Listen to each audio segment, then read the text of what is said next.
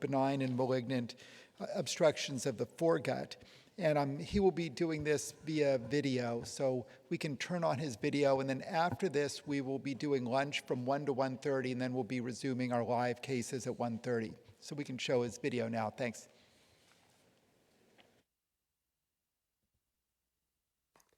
Many thanks to the organizers for this invitation, and greetings to friends in the audience and on the podium.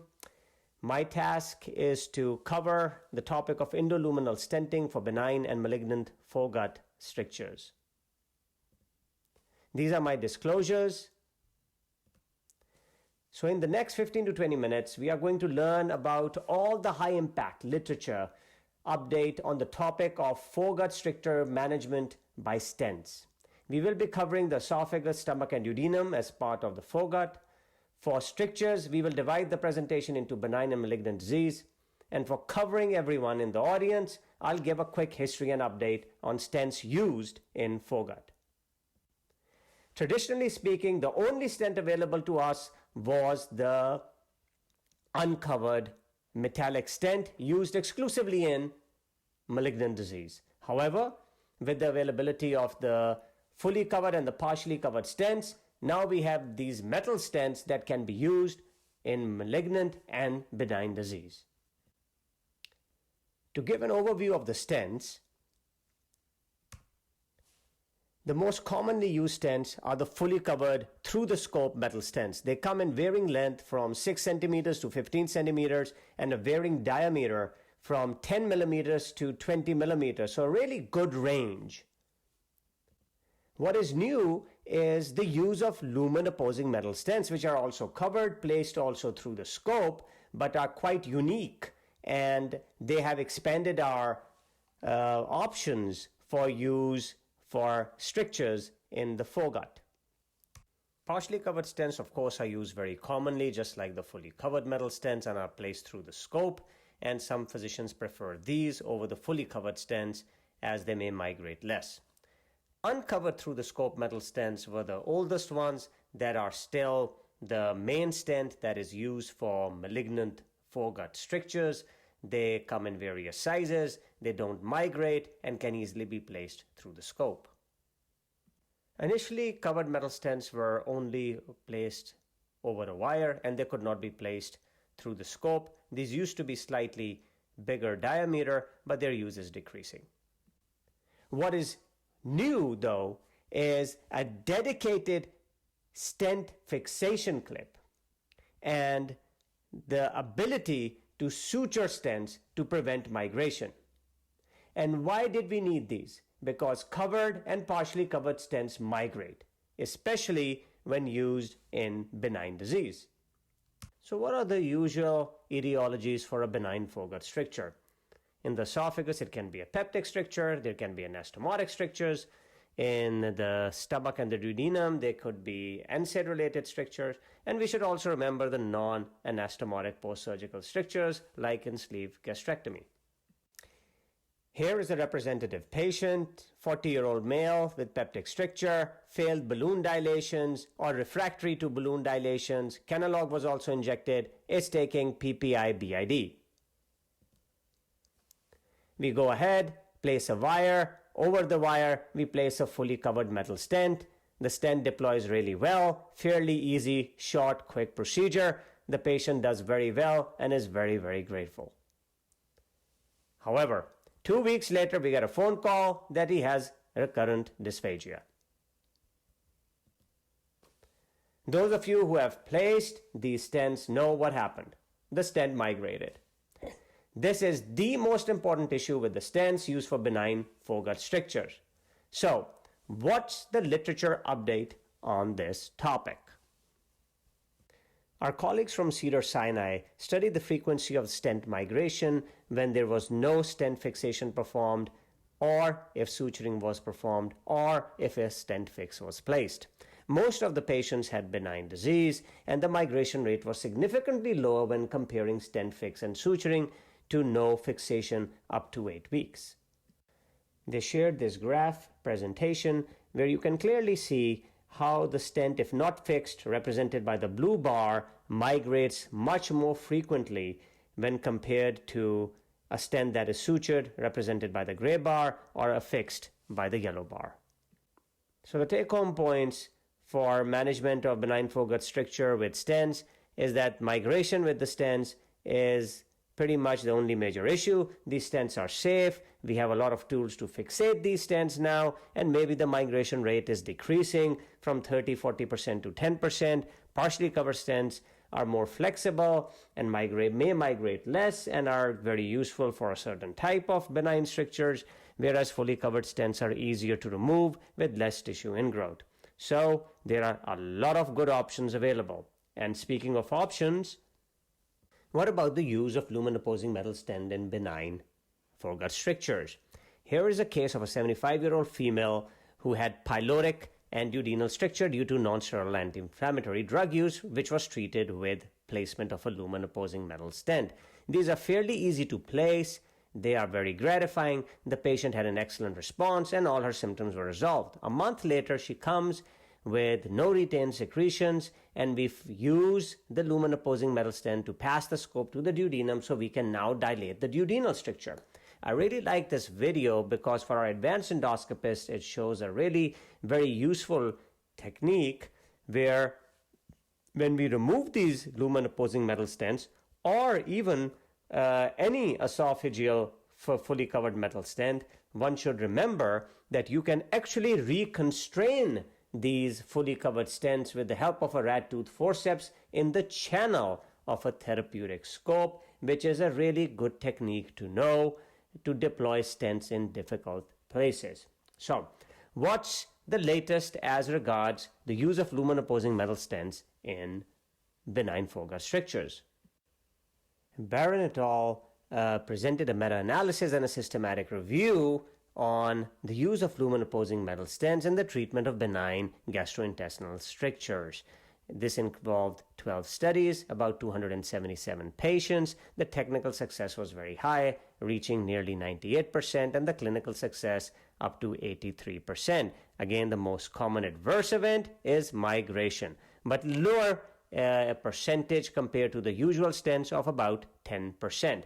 Another important thing to note is the reintervention rate of about nearly 30% when LAMs are removed or they migrate. So LAMs did offer a high technical clinical success in the management of benign GI strictures with a relatively low migration rate.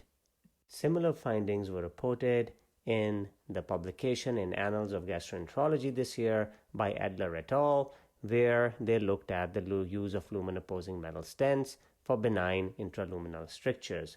The technical success was up to 100%, short-term clinical response 92%, and reintervention rate again of up to 30%. Among adverse events, the migration was the most common adverse event, ranging at about 13%. So, speaking of adverse events and migration,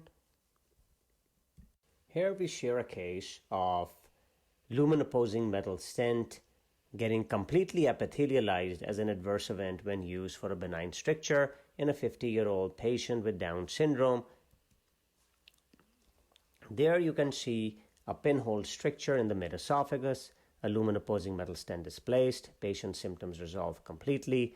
4 weeks later, he presents for removal of the lumen-opposing metal stent, and we are surprised to see that unfortunately the lumen-opposing metal stent has been completely epithelialized. Not only externally, but it seems that the mucosa has grown also on the inside of the lumen-opposing metal stent. At this point, our strategy is to switch scopes, use a noodle scope to try and traverse this area and see if we can identify any metal and place a wire and a stent-in-stent technique to cause ischemia inside the lumen-opposing metal stent, so this can be dislodged from the esophagus. Here, as we pass through a very tight stricture, we hardly see any metal, confirming that the stent is completely epithelialized there, and we are eventually able to get to the stomach. We place a wire, we place a 10 millimeter by 80 millimeter fully covered biliary stent. We bring the patient back 2 weeks later, and the biliary stent has caused, with pressure, resolution of the epithelial ingrowth, at least in the saddle portion of the lumen opposing metal stent.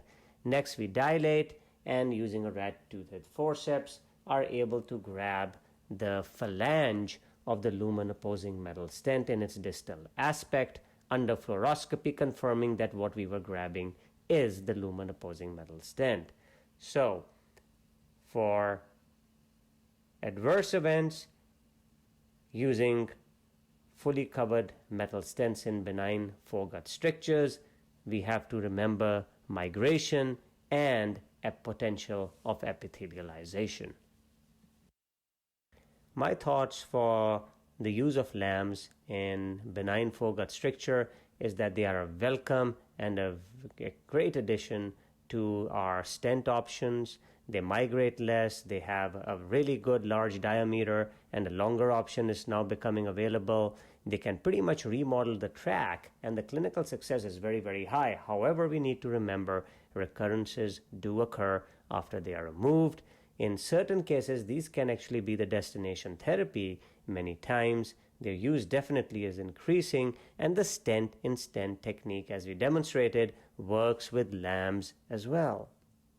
So what about malignant disease? Can these stents be used in malignant disease?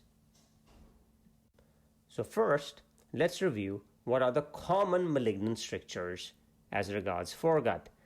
Of course, esophageal cancer, gastric cancer, duodenal cancer, cancer of the surrounding structures. These are the dominant malignant foregut strictures, resulting in the most common presentation with gastric outlet obstruction. We can see a distended stomach in the second picture, a CT scan, and then we can see that we are able to pass a wire through the obstruction and place an uncovered metallic stent. Here is a representative case of gastric outlet obstruction, a 74-year-old male presenting after Whipple surgery with a very distended stomach and recurrence at the gastrojejunal anastomosis. We go ahead and place a wire through the efferent or the elementary limb and then place an uncovered metal stent. The patient does well, but then represents about 2 months later, again with gastric outlet obstructive symptoms, retained secretions on endoscopy. We go ahead and place a second uncovered metal stent to provide palliation for gastric outlet obstruction. He does it well for another 2 months and now presents a month later with obstructive jaundice. This time round, tumor is found involving the pancreatic or biliary limb, so we go ahead and place an uncovered metal stent in the afferent or the pancreatic or biliary limb. In fact, this was the first case in literature where uncovered metal stents had been placed in both the limbs. He does very well, but unfortunately, 2 months later presents again with PO intolerance, and now we have to go ahead and place a fourth uncovered metal stent for palliation of gastric outlet obstruction. And by this means, we provided fairly good palliation to the patient for 11 months. But what's the take-home point? That in malignant foregut strictures, recurrences occur, tissue ingrowth occurs through these uncovered metal stents, which work very well, but unfortunately, they get blocked. So can we use fully covered or partially covered stents in these cases? I would be hesitant to use a fully covered stent because of migration, but the partially covered stents have been used in the past. During this DDW, the group from Hong Kong presented their data comparing the uncovered metal stents with the partially covered stents for gastric outlet obstruction, and the results showed that there was no difference. Then the question arises, what about lumen opposing metal stents? So endoscopic gastrojejunostomy is a hot topic, lots of presentations during this DDW. Here we can see a systematic review and meta-analysis by Baumann et al., where they looked at 3 studies that they included in their systematic review and meta-analysis, 507 patients with the technical success and adverse events statistically similar when we look at endoscopic gastrojejunostomy compared to the more traditional endoscopic duodenal uncovered metal stent placement. The clinical success, though, with the endoscopic gastrojejunostomy was superior, and the re-intervention was significantly lower. These results were also similar to another meta-analysis presented during this DDW, where the pooled rates of re-intervention were significantly lower with the EUS guided gastrojejunostomy when compared to the traditional endoscopic stenting, where the re-intervention rate was as high as 24% compared to only 4% for the gastrojejunostomy. So clearly, this is very successful for malignant disease. What about benign disease?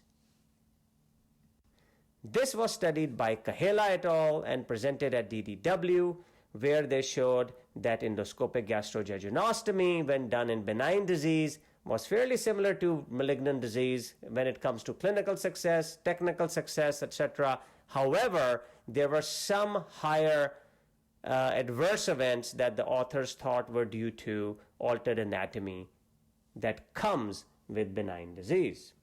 But what about the size of the lumen opposing metal stent? This was studied by the Baltimore group, by Moin Kassab, involving 19 centers, and they looked at the 15 millimeter and the 20 millimeter stent, and the 20 millimeter stent, as expected, being larger, provided a much better tolerance of food and the much lower rate of re-intervention. This study is really good because it also looks at the adverse events. Adverse events were not different in the 15 and the 20 millimeter group. However, adverse events do occur, and fatality can occur as well.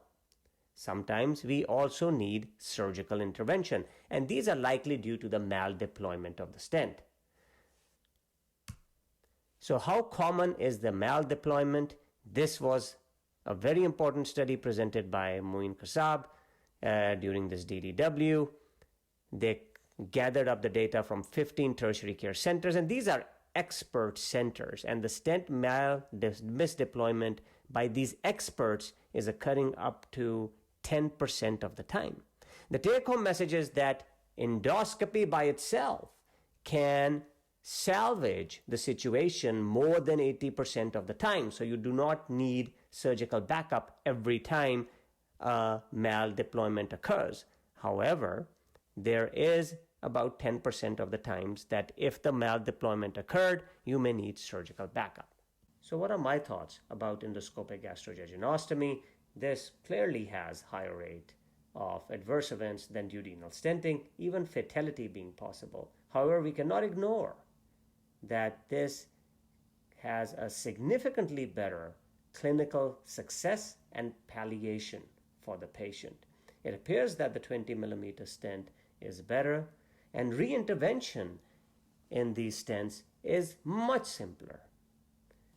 In addition, they do not cause any biliary compromise, and we need to be aware that misdeployment can be managed endoscopically. So in conclusion, we have looked at the common benign and malignant foregut stricture etiologies, their management with stents, and how these different stents are used. We definitely need to underscore that we need to be always very thoughtful in management of these foregut strictures. Endoscopy is extremely effective in the management of all foregut strictures. Stents play a dominant role in stricture management. Migration of stent remains a problem, but is becoming less common. Stent fixation should be done when it is possible, and as more stent types become available, management continues to improve. LAMS have opened the door to a variety of novel endoscopic achievements that were only possible via surgery in the past. And endoscopic gastrojejunostomy is appearing to be clinically the most effective way of malignant gastric outlet obstruction palliation. However, We recognize that adverse events need to be further studied. And that's the update on foregut stricture management by stents. Thank you very much for your time and for attending this presentation. Okay. Great. Thanks, Abbas. That was a great